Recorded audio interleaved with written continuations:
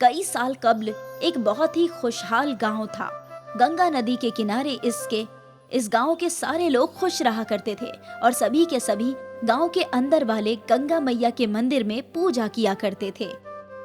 हमारे गांव की खुशहाली इसी मंदिर की वजह से है। गंगा मैया, हम सब पर अपना करम बनाए रखिए। गंगा मैया खुद यहीं रहती हैं और हम सभी की परेशानियों को हल करती हैं। हमें हमेशा गंगा मैया को खुश रखना होगा, तभी तो सारे गांव में खुशहाली कायम रहेगी। सारे गांव वाले मंदिर के काम को जश्न की तरह मनाते थे। हर एकादशी के रोज गांव के मंदिर में बड़ी पूजा और गांव वालों के लिए भंडारे का बंदोबस्त किया जाता था। गांव वाले अपनी अपनी कुव्वत के मुताबिक मंदिर के लिए ज़कात भी देते थे। मंदिर में रहने वाली देवी देवता गांव वालों के इस अकीदा और इबादत से खुश थे। इस गांव के लोगों को मैं डूबने नहीं दे सकती। ये लोग सच्ची अकीदा से मेरी भक्ति कर रहे हैं। इनकी भक्ति का मुझे फल देना चाहिए। गंगा मैया मंदिर में मूर्ति के सामने हाजिर हो गई। ये जादुई शंख है। गांव में जब भी भारी बरसात हो, इस शंख को बजाने से बरसात थम जाएगी और गांव कभी डूबेगा नहीं। मेरा करम हमेशा इस गांव पर बना रहेगा। शंख पाकर गांव वाले खुश थे। उस रोज से जब भी तेज बारिश होती थी, पंडित जी खुद शंख बजाते थे। सारे लोग खुशी से झूम रहे थे। अब जब भी गांव वालों को बारिश रोकना होता था, तो वो लोग जादुई शंख बजा देते। सब कुछ खैरियत से है ना पंडित जी? हाँ, लेकिन एक परेशानी है। वो क्या? हम सब ने गंगा मैया को याद करना छोड़ दिया है। आजकल एकादशी कब्ल की तरह नहीं मनाई जाती, न ही लोग जश्न के लिए ज़कात वगैरह ही देते हैं। वो तो मुझे भी समझ में आ रहा है, लेकिन शायद ये सब गंगा मैया की नेमत उस जादुई शंख की वजह से ही हुआ है। उन्होंने कहा कि वो हम पर हमेशा अपना करम बनाए रखेंगी। अच्छी बात है, लेकिन अगर वो नाराज हो गईं, तो शायद हमें उनका कहर सहना पड़ सकता है। गंगा मैया हमारी माँ है और आखिर कोई माँ अपने बच्चों से नाराज थोड़ी होती है। आप जितना हो सके उतना कीजिए। मैं गाँव वालों से बात करूंगा और उन्हें समझाऊंगा। उम्मीद है धीरे धीरे गाँव वाले संभल जाएंगे। मुखिया जी और पंडित जी को उम्मीद कि गंगा मैया हमेशा उन सब पर करम बनाए रखेंगी। एक साल गुजर गया। अब गांव वाले गंगा मैया के मंदिर के आसपास भी नहीं आते थे। इस बात से गंगा मैया नाराज हो गई। ये गांव वाले मेरा जादुई शंख पाने के बाद मुझे ही भूल गए। आजकल तो ये मुझे याद तक नहीं करते। अगर ऐसे ही चलता रहा तो मुझे इन गांव वालों को सबक सिखाना ही होगा। गंगा मैया भक्तों का इंतजार कर रही थी और यहाँ गांव वाले जादुई शंख बजाकर बारिश रुकवा देते थे। गांव वाले तो भूल ही गए थे कि वो जादुई शंख उन्हें गंगा मैया की वजह से हासिल हुआ है और उन्हें उनकी पूजा करनी चाहिए। अब पंडित जी और मुखिया जी फिक्रमंद थे।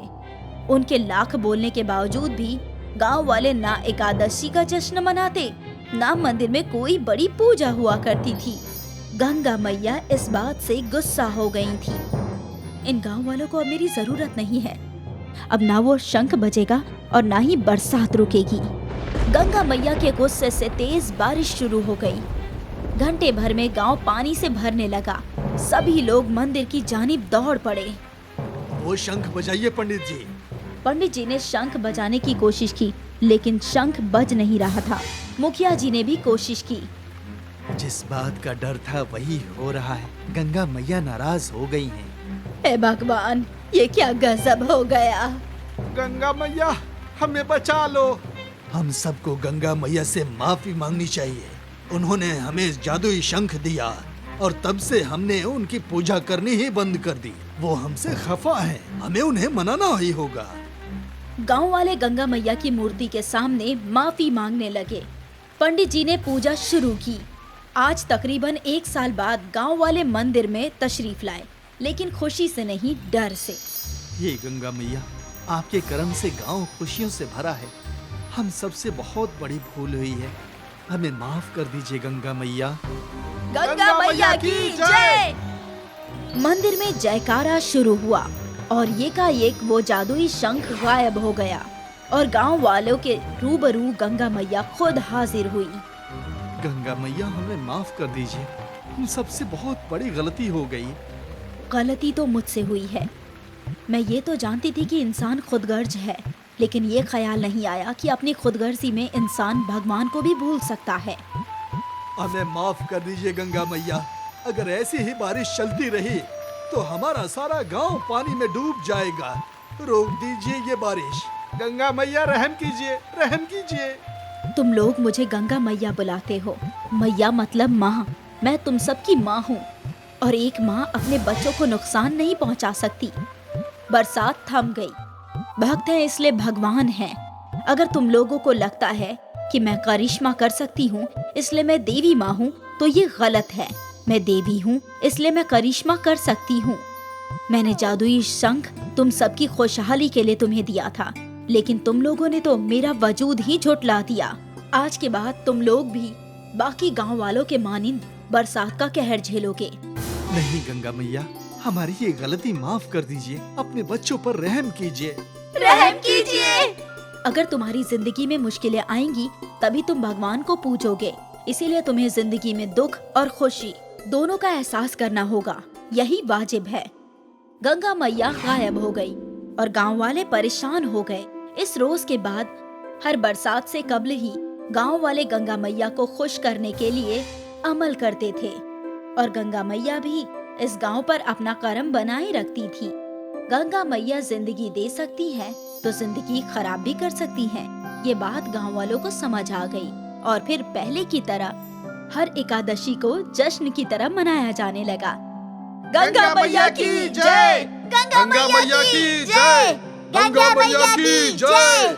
कई मर्तबा हम जिंदगी में हासिल नेमतों की इज्जत नहीं करते और इस वजह से भगवान को याद करने के लिए भी हमारे पास वक्त नहीं होता। ये अफसाना हमें ये समझाता है कि हमारा वजूद उनसे है। अकीदा में ताकत बेमिसाल है। इस ताकत को कायदे से इस्तेमाल करना जरूरी है।